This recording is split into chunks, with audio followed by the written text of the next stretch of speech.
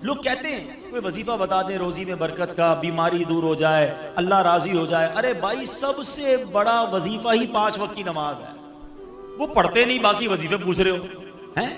यकीन करें, अहादीस में मजमून मिलता है, नमाज से रोजी में बरकत होती है, नमाज बीमारियों को दूर कर देती है, नमाज अंधेरी कब्र का चराग है, नमाज आपकी तबीयत को हशाश बशाश पूछे रहे। नमाज अच्छा माशाल्लाह नमाजी मुझे देख रहे हैं, सुन रहे हैं। आप जब भी वुजू करते हैं बताएं कितना टेंशन रिलीज हो जाता है, बंदा नया हो जाता है। कारोबार काम काज से उठकर थका हुआ है, वुजू करे, नमाज पढ़े, उसके बाद लगता है नई एनर्जी आ गई, इतना फ्रेश कर देती है नमाज। नमाज पढ़े तो ना। नंबर 1, किसी सूरत नमाज कज़ा नहीं होनी चाहिए। मस्जिदों में आया करो। हाँ, कहा जाता है कि एक जगह पर डाकुओं की एक टीम ने किसी मालदार शख्स को लूटा। उसके घर में घुस गए। जैसे ही घर में घुसे तो उस शख्स की आंख भी खुल गई। उसने शोर मचा दिया। तो जैसे ही शोर मच गया तो डाकू भागने लग गए। तो मोहल्ले वाले भी उनको पकड़ने के लिए पीछे भागने लग गए। वो डाकुओं की जो टीम थी वो आगे आगे, मोहल्ले वाले चोर चोर कह के पीछे भागते रहे। आगे जाकर डाकुओं को एक मस्जिद नजर आई। कोई और जगह तो समझ नहीं आई। वो मस्जिद में घुस गए और मस्जिद में जाकर झूठ मूठ नमाज पढ़ने लगे। मोहल्ले वाले ढूंढते ढूंढते मस्जिद में आ गए। कहा यहाँ तो नमाजी नमाज पढ़ रहे हैं, डाकू लगता है कहीं और चले गए। वो डाकुओं को छोड़कर वापस चले गए। अब जो डाकुओं का सरदार था ना, बड़ा अक्लमंद आदमी था, उसने अपनी टीम को जमा किया और कहता है यार एक बात बताओ, आज मैंने झूठ मूठ नमाज की नकल की है, अल्लाह के घर में आ गया तो अल्लाह ने दुनिया की जिल्लत और रुसवाई से बचा लिया। अगर सच नमाज पढ़ेंगे तो फिर कितनी बरकतें मिलेंगी। अल्लाह इधर भी बचा लेगा, उधर भी बचा लेगा। मैं नियत करता हूं कि आज के बाद मैंने डकैती नहीं मारनी, मैंने हराम कमाना नहीं है, मैं तौबा करता हूं, तुम भी चाहो तो तौबा कर लो। उसके चेलों ने कहा हमारे डकैती में भी आप सरदार थे, अब जब तौबा आप कर रहे हैं तो तौबा में भी हम आपके साथ हैं। सबने तौबा कर ली, अल्लाह की बारगाह में रुजू लाए और नेक नमाजी बन गए। अब नमाज जो है ना, वो किस तरह और कहां कहां बचाती है। कुरान पाक में अल्लाह करीम इरशाद फरमाता है, इन्नस्सलात तन्हा अनिल फहशाइ वल मुनकर, कि बेशक नमाज बेहयाई और बुरी बातों से रोकती है। ये बड़ी कमाल की चीज है। लोग कहते हैं यार माशरे को ठीक करो। सच्ची बात यह है कि हम माशरे को नमाजी बना दें, बंदों को नमाज खुद ठीक कर लेगी।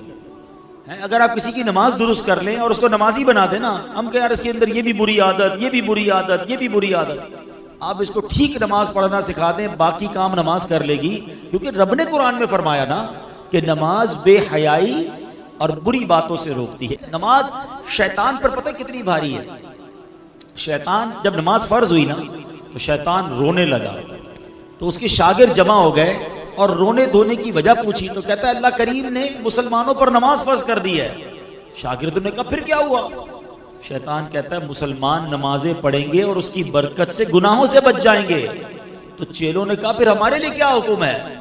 जवाब दिया, जब कोई नमाज के लिए खड़ा हो तो उसको एक कहे कि दाईं देख, एक कहे बाईं देख, और उसको उलझा डालो, कंफ्यूज कर दो, ताकि उसका दिल जो है वो नमाज में ना लगे।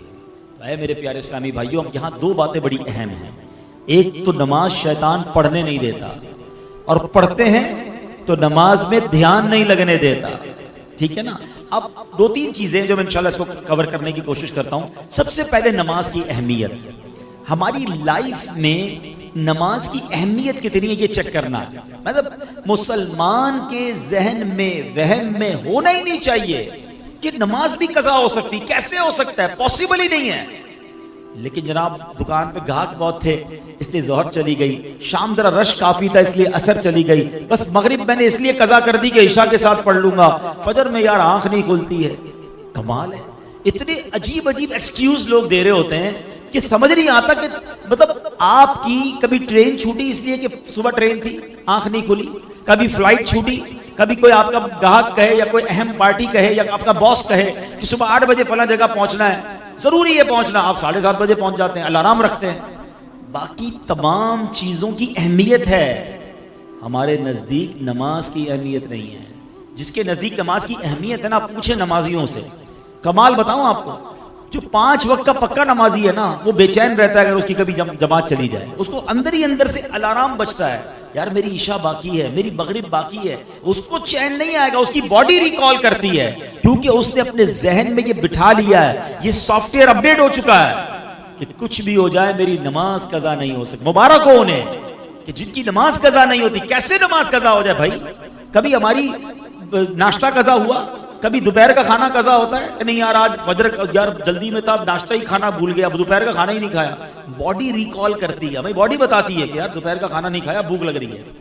अपनी जिंदगी में नमाज को ऐसा शामिल कर लो कि तुम्हें कोई याद न दिलाए, तुम्हारा दिल तुम्हारा दिमाग खुद अंदर से कहे कि नमाज का वक्त हो गया, चलो नमाज की तरफ। हाँ, और ऐसा हो जाता है माशाअल्लाह। आप देखें जो 5 वक्त के बरसों से नमाजी है ना, उनकी नमाज कजा नहीं होती, बिल्कुल टाइम पे वो नमाज पढ़ते हैं, क्योंकि उन्होंने अपनी जिंदगी का उसे एक हिस्सा बनाया। कुछ लोग हिस्सा नहीं बनाते, मूड आता है जैसे अभी बयान हुआ कल से नमाज पढ़ूंगा, 3 दिन बाद फिर नमाज खत्म। वो जोश आता है, जोश अपनी जगह पर। आपको रूटीन बनानी होगी, आपको पहले अपने आप को समझाना होगा। और नमाज कितना जरूरी है आपको पता है? अहादीस में फरमाया अस्सलातु इमादुद्दीन, नमाज दीन का सुतून है। अब इस मस्जिद में ये सुतून नजर आ रहे हैं आपको, पिलर। अल्लाह ना करे कोई पिलर काट दे, क्या होगा? इमारत गिर जाएगी ना। तो हमारे और आपके दीन का पिलर ही नमाज है। पिलर ही नहीं है तो इमारत कैसे खड़ी हुई? तो समझिए इस बात को। नमाजी के इनाम, अल्लाह अकबर। अच्छा, फिर कुछ लोग पता है क्या कहते हैं? यार मैं मस्जिद में नहीं जा सकता, बड़ा बिजी होता हूं। अरे मेरी और आपकी क्या औकात है, मस्जिद में नहीं आ सकते? अल्लाह जिसे बुलाता है वही अल्लाह के घर में आता है। मुझे एक बात बताओ ना, आपके घर में आपकी बगैर इजाजत कोई आ सकता है? घंटी बजाए मैं आपके घर में आना चाहता हूं, आप कहेंगे कौन है भाई, मैं तो नहीं जानता, मैंने बुलाया तो नहीं आपको। ऐसा ही है ना, मेरे और आपके घर में कोई बगैर इजाजत नहीं आ सकता, और अल्लाह के घर में ऐसे ही मुंह उठाकर आ जाएगा। जो नहीं आता ना वो अल्लाह से माफी मांगे। हमारे ऐसा होता है कि दुकानदार, दुकान का मालिक मस्जिद में नहीं आता, और उस दुकान पर काम करने वाला 5 टाइम मस्जिद में जाता है। अल्लाह से माफी मांगो कि अल्लाह मैंने ऐसा जुर्म क्या कर दिया, इसको 5 टाइम बुलाता है, मुझे 1 टाइम नहीं बुलाता, ये मेरा कसूर है।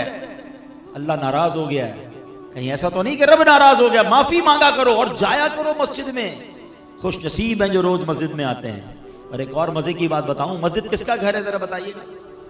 आपके घर मेहमान आता है, आपकी क्या तमन्ना होती है? मेरा मेहमान खुश होकर जाए, हैं, राजी होकर जाए। तो करीम के घर में आओगे तो वो वैसे ही वापस लौटा देगा, वो तुम्हें खुश करके लौटाएगा, झोलियां भर के लौटाएगा। फिर एक और प्रॉब्लम, मस्जिद में जाते भी हैं तो मस्जिद का अदब ही नहीं है। जैसा मुंह आया है, जैसे कपड़े पसीने वाले मैल वाले वैसे ही लेकर चले गए मस्जिद में। ये ना करें। किसी सेठ के घर पे जाते हो ऐसे कपड़े पहनकर, किसी दावत में जाते हैं और तैयार होकर परफ्यूम लगाकर अच्छे कपड़े इस्त्री करके, अल्लाह के घर में जैसे ही मुंह उठाया आ गया, ना करो। मस्जिद का इकराम करो, मुंह भी साफ हो, लिबास भी साफ हो, एहतमाम करें। आप कहें क्या करें जनाब, जॉब करते हैं, कपड़े मैले हो जाते हैं, एक सूट रख लें अलग से, नमाज के वक्त पहने उसे। बुजुर्गों ने नमाज के लिए अलग लिबास रखे हुए थे, खुशबू लगाते थे। एहतमाम करोगे ना, जितना मस्जिद का अदब करोगे उतना नवाजे जाओगे। तीसरी बात, मस्जिद में आकर भागा ना करो, जल्दी ना मचाया करो। यह भी बड़ा प्रॉब्लम है। उलमा ने बड़ी प्यारी मिसाल दी है कि मोमिन की मिसाल मस्जिद में ऐसी होती है जैसे मछली पानी के अंदर होती है, कैसे पुरसुकून होती है पानी के अंदर। और मुनाफिक की मिसाल जैसे मछली पानी के बाहर होती है।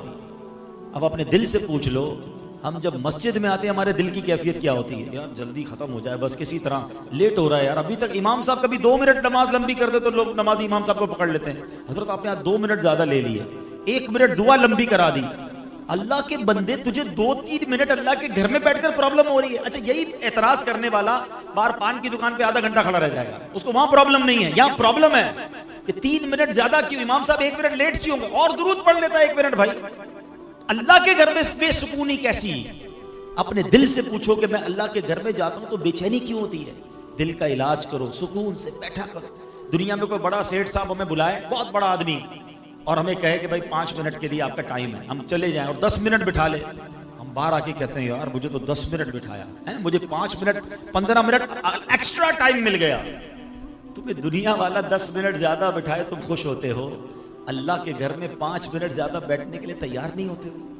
ये ना किया करो, बैठा करो। मैं आपको और मशवरा देता हूँ, हम सारे ही परेशान हैं, जितने बैठे हैं सबके साथ कोई ना कोई कहानी है। कोई बीमार होगा, कोई कर्जे में होगा, किसी के रोजगार के मसले, कोई औलाद की प्रॉब्लम में, सारी दुनिया में प्रॉब्लम्स ही है ना। मस्जिद में आया करो, नमाज खत्म भी हो जाए करे ना, दुआ भी हो जाए, फिर भी बैठा करो, 2-4 मिनट अकेले में बैठ जाए बस, फिर अल्लाह से बातें किया करो। हाँ, मजे की बात बताऊं, दुनिया कायनात में बड़े लोगों से बात आसान नहीं है। किसी से फोन करो तो नंबर ही नहीं मिलता बड़े आदमी का, उठाता ही नहीं कोई फोन हमारा है। बीच में सेक्रेटरी होता है, साहब बिजी हैं, अच्छा बात करनी है 3 दिन बाद, इतने बजे कॉल करना, 5 मिनट की कॉल। बड़े आदमी से बात करना इतना मुश्किल।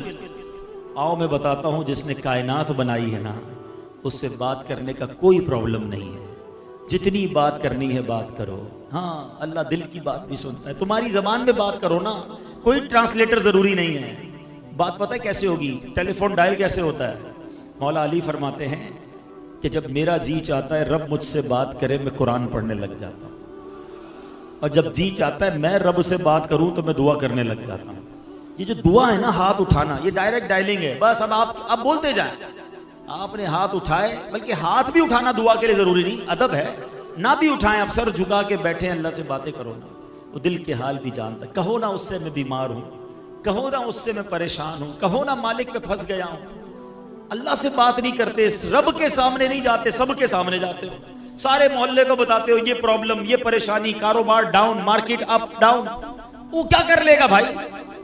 मैं तो जिसकी बारगाह में सर झुकाने का कह रहा हूं, वो हल्लल मुश्किलात है, वो मुसब्बिबल असबाब है, वो मुश्किलों को दूर करने वाला है। हमारे पास ही वक्त नहीं है उससे बात करने के लिए। नमाज पढ़ा करो, मस्जिदों में आया करो, वक्त बिताया करो, अल्लाह से बातें किया करो, फिर देखो वो करीम कैसे तुम्हारी मुश्किल दूर करता है। मुझे एक बात बताए ना, जब भी मैं और आप अपनी माँ के पास गए किसी तकलीफ की वजह से, माँ ने क्या किया था? सीने लगाया था ना, दुआएं दी थी ना, झटका तो नहीं था। तो माँ जब इतना प्यार करती है, हम तकलीफ में जाएं तो वो तो कई माँओं से ज्यादा प्यार करने वाला है ना। उसको पुकारो तो सही, उससे मांगो तो सही, हाथ तो उठाओ, दुआ तो करो, सर तो झुकाओ। नमाज़ें कज़ा करने वाला, मस्जिद से दूर भागने वाला कैसे उम्मीद करता है कि अल्लाह मेरी दुआ कबूल फरमाएगा और मुझ पर मुश्किलें आसान फरमाएगा? हम खुद ही रब से भागे में। तो नमाज से दोस्ती, मस्जिद से दोस्ती थाम लो, किसी सूरत नमाज कज़ा ना हो। अच्छा, मैंने एक तरफ तो नमाज के फजाइल बयान किए। नमाज पता है कैसे कैसे फजाइल है? नमाज के बारे में मेरे आका ने फरमाया, जुइलत कुर्रतु ऐनी फिस्सलाह, नमाज में मेरी आंखों की ठंडक है। हम कहते हैं गुलामी रसूल में मौत भी कबूल। जिसको मौत कबूल है उसको नमाज कबूल क्यों नहीं है? पहले तो नमाज है ना, मौत की बारी तो बाद में आएगी। खाली नारे लगाने आते हैं। और फिर सुनो, सबसे बड़ा इनाम पता है नमाजी को क्या मिलेगा? कि बरोज़े क़यामत उसको अल्लाह करीम का दीदार नसीब हो, रब का दीदार। आ रहा है ना, मेराज का महीना है ना, 27 रजब को सब फिर सुनेंगे इंशाअल्लाह आका की मेराज के वाकया। तो आका को तो मेराज नसीब हुई, हम गुनाहगारों के लिए भी चांस है कि जो नमाजी होगा अल्लाह करीम क़यामत के बाद जन्नत में उसको अपना दीदार अता फरमाएगा। अब आपकी मर्जी है, अल्लाह का दीदार करना है तो नमाजें पढ़ो। अच्छा, लेकिन ऐसा नहीं कि नमाज ऑप्शनल है, पढ़ ली तो पढ़ ली, नहीं पढ़ी तो कोई मसला नहीं। नहीं जनाब, सबसे बड़ा गुनाह, बड़े से बड़े गुनाहों की जब भी लिस्ट आप देखेंगे ना, कबीरा गुनाहों की लिस्ट, उसमें नमाज ना पढ़ना शामिल होता है। कि कोई शराब पिए, लोग कहते ओहो शराब पीता है, ओहो ये जुआरी है, ये हीरोइनची है, ये फला गलत काम, बदकारी करता है। ठीक है, ये सारे गुनाह हैं, बड़े गुनाह हैं, मगर इन सबसे बड़ा गुनाह बेनमाजी होना। उसको कोई नहीं बोलता भी बेनमाजी है, क्योंकि सारे बेनमाजी है, अक्सर ही बेनमाजी है। ना करो ऐसा, अल्लाह शदीद नाराज होता है जो नमाज नहीं पढ़ता। रिवायतों में आता है कि कोई शख्स एक नमाज जानबूझकर कज़ा कर देना, उसका नाम जहन्नम के उस दरवाजे पर लिख दिया जाता है जिससे वो उसको जहन्नम में दाखिल किया जाएगा।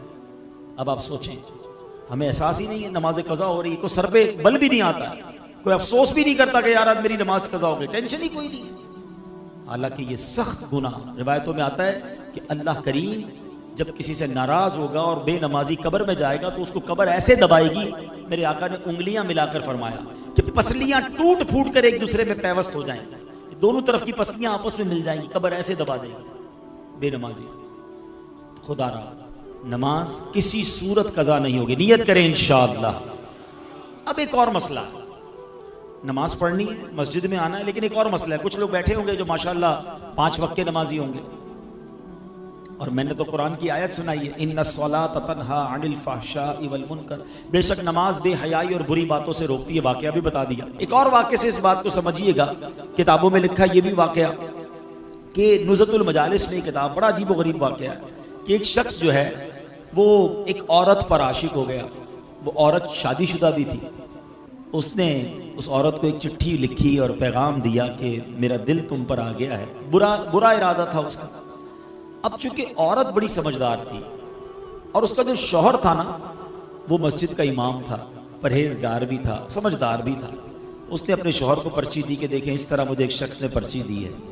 तो शौहर ने क्या कहा कि ऐसा करो कि इस शख्स को तुम एक चिट्ठी लिख के दो कि ठीक है, तुम एक काम करो कि पहले फला मस्जिद में इमाम के पीछे, फला इमाम के पीछे 40 नमाजें बाद जमात बिला नागा पढ़ो, अगली बात उसके बाद करेंगे।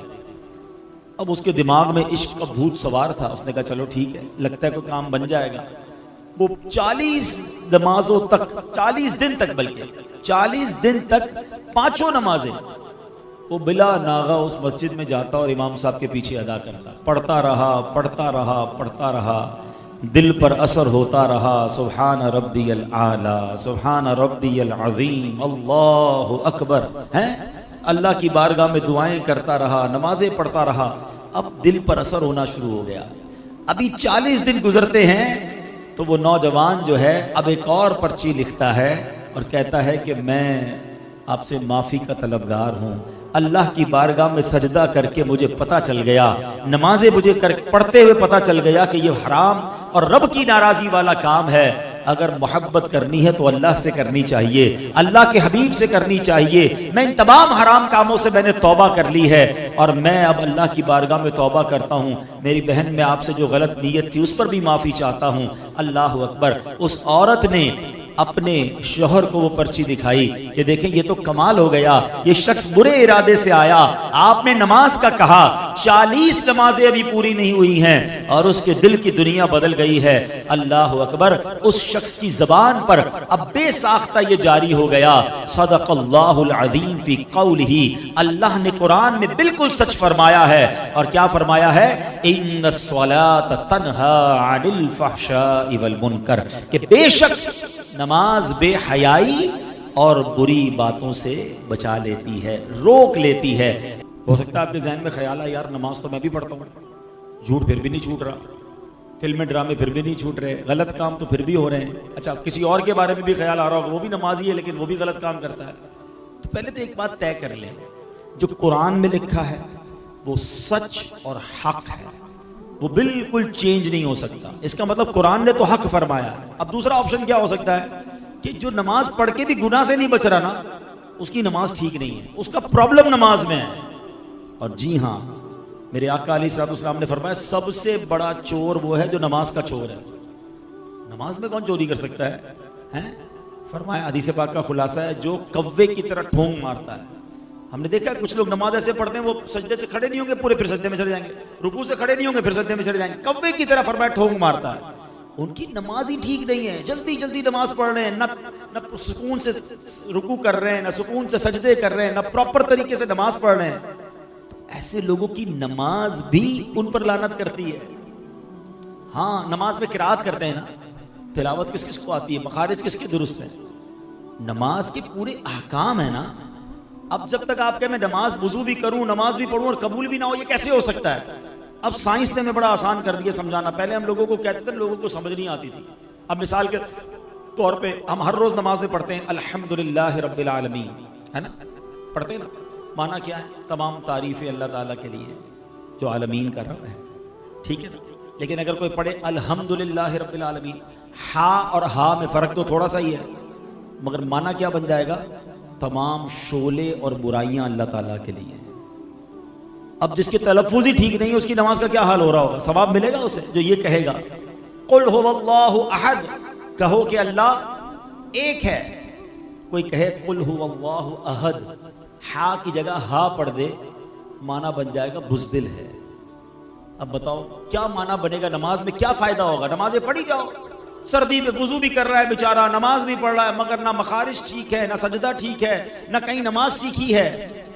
तो नमाज कैसे बेहयाई और बुराई से रोकेगी? सीखी कहाँ है नमाज? आप यहाँ मार्केट में काम करते हैं, आपने काम सीखा है, किसी कारीगर के साथ बैठकर आपने कढ़ाई सीखी होगी, सिलाई सीखी होगी, किसी उस्ताद से शागिर्दी इख्तियार करके काम सीखा।